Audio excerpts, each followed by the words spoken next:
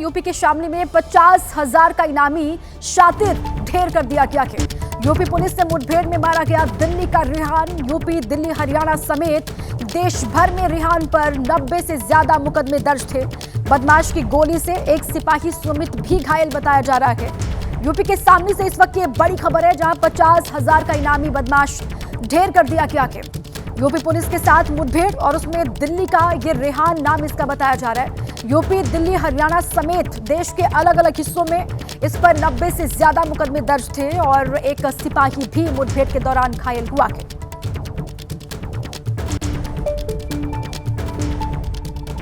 थाना कोतवाली सामने सचिन शर्मा चेकिंग कर रहे थे, तभी वो गाड़ी आती दिखाई दी और इन्होंने उस गाड़ी को नैप करने का प्रयास किया। उसमें 2 बदमाश सवार थे, उन लोगों ने इन पर जानलेवा फायरिंग की और तत्पश्चात हमारी पुलिस ने ओट लेकर के उन पर तत्पश्चात फायरिंग की और जिनमें एक बदमाश गंभीर रूप से घायल हो गया। वही बदमाश भागने में सफल रहा और घायल बदमाश के पास से उसकी मोटरसाइकिल, लूट के 2 मोबाइल, लूट के गहने, अंगूठी और उसके पास से करीब 2 पिस्टल बरामद हुई है। खबर राजस्थान के नागौर से है। नागौर में एक हैरान करने वाला मामला सामने आया है, जहां एक कबूतर ज्वेलर्स की दुकान से सोने की चेन चुरा कर ले गया और जाकर खंबे पर बैठ गया। देखने और सुनने में ये किसी फिल्म का सीन लगता है, लेकिन है एकदम सच। क्योंकि जिस दुकान में कबूतर ने अपना घोंसला बनाया था, उसी दुकान में उसने डाका डाल दिया और 1 लाख की चेन ले उड़ा। जब दुकानदार को सोने की चेन नहीं दिखी तो वो बेचैन हो गया, लेकिन तभी उसकी निगाहें खंबे पर बैठे कबूतर पर पड़ी, जिसने गले में सोने की चेन पहन रखी थी। जैसे ही ये बात लोगों को पता चली, कबूतर सोना चुरा कर ले उड़ा है, ये बात जंगल में आग की तरह फैल गई। सर्राफा व्यापारी कबूतर से सोने का सामान वापस लेने की जुगाड़ करने लगा। हालांकि कुछ देर बाद जब कबूतर ने उड़ान भरी तो वो चेन उसके गले से गिर गई, जिससे व्यापारी को उसका सोना वापस मिल गया। लेकिन कबूतर की चोरी वायरल हो गई। लोग हैरान हैं कि आखिर कबूतर को सोने की चोरी करने की क्या सूझी। इस वक्त मेघालय से एक बड़ी खबर है। मेघालय में अवैध कोयला खदान में विस्फोट का मामला है। धमाके में 18 मजदूरों की मौत की खबर सामने आ रही है। कई फंसे मजदूरों को बचाने के लिए रेस्क्यू अभियान अभी भी वहां पर चल रहा है। मौके पर एनडीआरएफ की 3 टीमें रेस्क्यू ऑपरेशन में जुटी हुई हैं। राज्य सरकार को केंद्र ने हर संभव मदद का भरोसा दिया है। केंद्र सरकार ने 3-3 लाख के मुआवजे की घोषणा की है। हालात पर पीएम मोदी, गृह मंत्री अमित शाह की नजरें लगातार बनी हुई हैं। मेघालय से बड़ी खबर है, जहां पर कोयला खदान में धमाका हो गया। किस वजह से यह धमाका हुआ है, यह अभी तक साफ नहीं है। 18 मजदूरों की मौत की खबर है। कई वहां पर मजदूर जो फंसे हुए हैं, उनको बाहर निकालने के लिए ऑपरेशन जारी है। एनडीआरएफ की टीम भी वहां पर मौजूद है। एनडीआरएफ की 3 टीमें वहां रेस्क्यू ऑपरेशन में जुटी हुई हैं।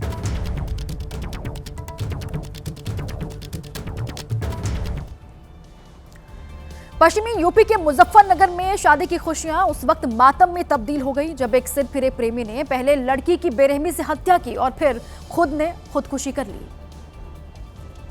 बताया जा रहा है कि दोनों एक दूसरे से प्यार करते थे, लेकिन लड़की की शादी कहीं और तय हो गई। ये बात रोहित को नागवार गुजरी और उसने शादी से 3 दिन पहले अपनी प्रेमिका प्रगति की धारदार हथियार से गला रेतकर हत्या कर दी और बाद में उसी हथियार से खुद की भी जान ले ली। कि एक प्रेमी प्रेमिका है। प्रेमिका लगभग 26-27 साल की है और प्रेमी 30-32 साल का है। गुड़गांव में साथ साथ काम करते थे और आपस में प्रेम संबंध की बात बताई जाती है और इनकी शादी तय हो रही थी। दोनों मृतक एक ही समुदाय से ताल्लुक रखते थे और दोनों के घर भी आमने सामने थे। इस सनसनीखेज घटना से पूरे गांव में दहशत का माहौल है। जिस घर में शहनाइयां बजनी थीं, वहां अब मातम पसरा हुआ है।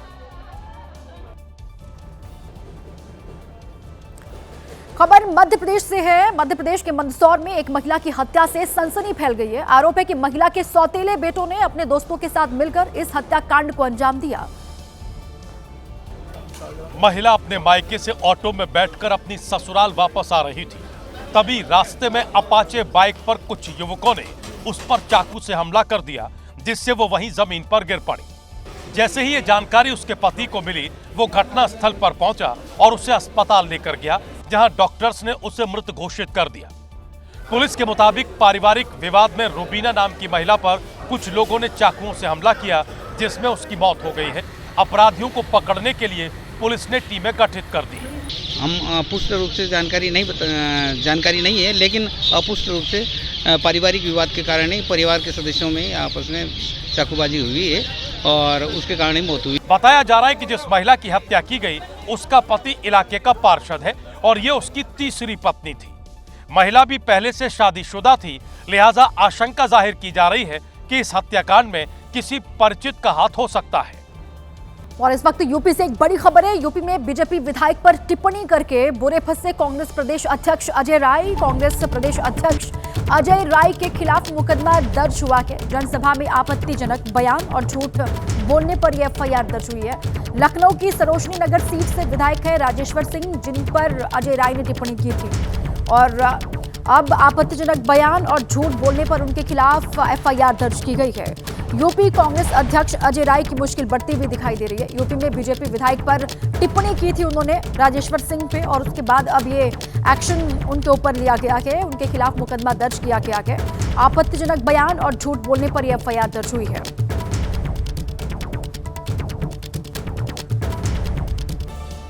बिहार से अगली खबर है। बिहार के नवादा में रफ्तार का कहर देखने को मिला, जहां एक तेज रफ्तार ट्रक एक पुल से नीचे गिर गया, लेकिन गनीमत यह रही कि ट्रक ड्राइवर को कुछ नहीं हुआ। बताया जा रहा है कि नवादा के लक्ष्मीपुर पुल से एक तेज रफ्तार ट्रक जा रहा था, जिसकी स्पीड इतनी ज्यादा थी कि ट्रक ड्राइवर अपना कंट्रोल खो गया और पुल से करीब 12 फीट नीचे गिर गया, जिससे ट्रक के अंजर पंजर खुल गए। जिस वक्त हादसा हुआ तब एक बाइक सवार ट्रक की चपेट में आने से बाल बाल बच गया। वहीं ट्रक के नीचे गिरने से पूरे इलाके में अफरा तफरी बच गई। ट्रक की आवाज सुनकर लोग बुरी तरह डर गए। वहीं ट्रक का ड्राइवर मौके से फरार हो गया। हादसे के पीछे ट्रक ड्राइवर की लापरवाही बताई जा रही है। अब पुलिस इस ड्राइवर की तलाश में जुटी है। और बात संसद में मचे संग्राम की। राष्ट्रपति के अभिभाषण पर धन्यवाद प्रस्ताव को लेकर पीएम मोदी लोकसभा में तो नहीं बोल पाए, लेकिन राज्यसभा में वो खूब गरजे। चर्चा के दौरान उन्होंने शायराना अंदाज में तंज भी कसे और विकसित भारत का बखान भी किया। इस दौरान उन्होंने विपक्ष को खूब आड़े हाथ लिया। प्रधानमंत्री ने 1 घंटा 47 मिनट तक अपने भाषण में कांग्रेस से लेकर ममता बनर्जी और आम आदमी पार्टी पर भी खूब हमले किए।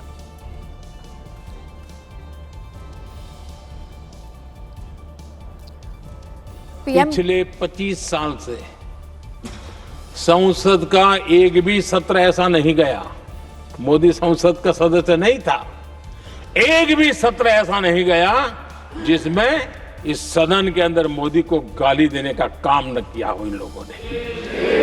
25 साल।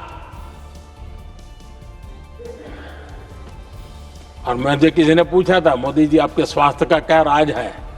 मैंने कहा मैं डेली 2 किलो गाली खाता हूं। समस्या के समाधान के लिए हमारी सोच और कांग्रेस के बीच में आसमान जमीन का अंतर है। हमारी सोच ये है कि 140 करोड़ देशवासी ये इतने सामर्थ्यवान हैं कि वे चुनौतियों को समाधान दे सकते हैं। ये हमारी सोच है। हमारा भरोसा है देशवासियों पर, उनके सामर्थ्य पर हमारा भरोसा है और यही लोकतंत्र की भी सच्ची ताकत होती है। लेकिन कांग्रेस देशवासियों को ही समस्या मानती है। कौन सी मोहब्बत की दुकान है जो देश के ही किसी नागरिक के कब्र खोदने के सपने देखती हो? ये मोदी की कब्र क्यों खोदना चाहते हैं? ये सिर्फ नारा नहीं है, ये इनके भीतर पड़ी हुई नफरत का प्रतिबिंब है। दरअसल प्रधानमंत्री नरेंद्र मोदी के बोलते समय विपक्ष ने भी खूब हंगामा किया और फिर सदन से वॉकआउट कर दिया। इस दौरान पीएम मोदी ने अपने भाषण में विकसित भारत का जिक्र किया। आज पूरा विश्व ग्लोबल साउथ की चर्चा करता है, लेकिन उस चर्चा के सूत्रधार के रूप में आज भारत वैश्विक मंचों पर ग्लोबल साउथ की बुलंद आवाज बन गया है। हमने रिफॉर्म, परफॉर्म, ट्रांसफॉर्म के मंत्र को लेकर के आगे बढ़े और आज स्थिति ऐसी है कि देश रिफॉर्म एक्सप्रेस पर सवार हो चुका है।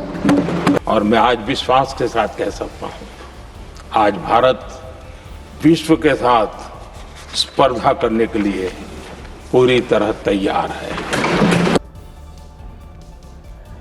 इसी बीच एक बड़ी खबर आपको बता दें, दिल्ली से बड़ी खबर है। आज पीएम मोदी परीक्षा पे चर्चा करेंगे। बोर्ड परीक्षा देने वाले छात्रों को सफलता का मंत्र देंगे पीएम मोदी। युवा छात्रों से परीक्षा पे संवाद करेंगे। पीएम मोदी सुबह 10 बजे का वक्त है जब परीक्षा पे चर्चा उनका जो कार्यक्रम है उसका प्रसारण होगा। आपको बताएं कि यह परीक्षा पे चर्चा जो कार्यक्रम है उसका 9वां संस्करण है जो आज होना है, जिसमें पीएम मोदी युवा छात्रों से बात करेंगे। इस कार्यक्रम के लिए 4.5 करोड़ से ज्यादा प्रतिभागियों ने रजिस्ट्रेशन करवाया था। बोर्ड परीक्षा देने वाले छात्रों के साथ बातचीत करेंगे पीएम मोदी, उनको सफलता का मंत्र देंगे। युवा छात्रों से परीक्षा पर संवाद करेंगे। ये बड़ी खबर।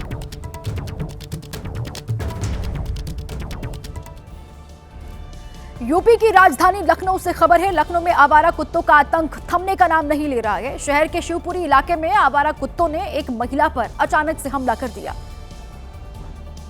हालात ये है कि इन आवारा कुत्तों के खौफ के चलते कई इलाकों में बच्चे घरों से बाहर निकलने से डरते हैं। शहर के इस्माइलगंज के शिवपुरी कॉलोनी में रहने वाली एक महिला को आवारा कुत्तों ने दौड़ा लिया। वीडियो में साफ देखा जा सकता है कि महिला इन कुत्तों से बचने के लिए दौड़ती है, लेकिन कुत्तों का एक झुंड उस पर हमला बोल देता है और महिला गिर जाती है। गनीमत इतनी रही कि जैसे ही महिला ने शोर मचाया, दौड़कर मदद में दूसरी महिलाएं सामने आ गईं, जिससे कि कुत्ते भाग गए। बताया जा रहा है कि पिछले 2 महीनों में इस इलाके में ये आवारा कुत्ते आधा दर्जन लोगों को अपना शिकार बना चुके हैं। खबर मेघालय से है। मेघालय में अवैध कोयला खदान में हुए विस्फोट ने 18 मजदूरों की जान ले ली। आशंका यह है कि अभी भी कई मजदूर खदान में फंसे हो सकते हैं। हादसे के बाद मजदूरों के परिवार का रो रो कर बुरा हाल है।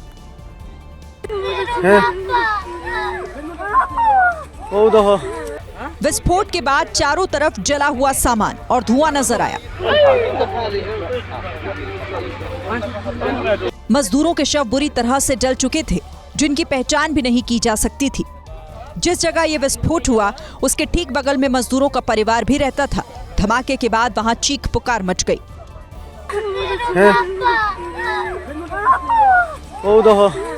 ये विस्फोट मेघालय के ईस्ट जयंतिया हिल्स जिले में मौजूद कोयला खदान में हुआ, जो अवैध रूप से चलाया जा रहा था। विस्फोट क्यों हुआ, इसे लेकर पुलिस ने साफ कुछ नहीं कहा है। वेब सीरीज घूसखोर पंडित को लेकर विवाद गहराता हुआ दिखाई दे रहा है। लखनऊ में हजरतगंज पुलिस ने मुकदमा दर्ज किया है। फिल्म डायरेक्टर और टीम के खिलाफ केस दर्ज किया गया है। सामाजिक सौहार्द बिगाड़ने की कोशिश पर यह एफआईआर दर्ज हुई है। एनएचआरसी ने भी सूचना एवं प्रसारण मंत्रालय को नोटिस भेजा है। ये बड़ी खबर है। वेब सीरीज जो घूसखोर पंडित है उसको लेकर विवाद बढ़ता हुआ गहराता हुआ नजर भी आ रहा है। यूपी की राजधानी लखनऊ से खबर है। हजरतगंज पुलिस ने मुकदमा दर्ज किया है। फिल्म के डायरेक्टर और टीम के खिलाफ ये केस दर्ज किया गया है। सामाजिक सौहार्द बिगाड़ने की कोशिश में यह एफआईआर दर्ज की गई है। ये बड़ी खबर। ये जो वेब सीरीज है वो ओटीटी प्लेटफॉर्म नेटफ्लिक्स पर आनी है।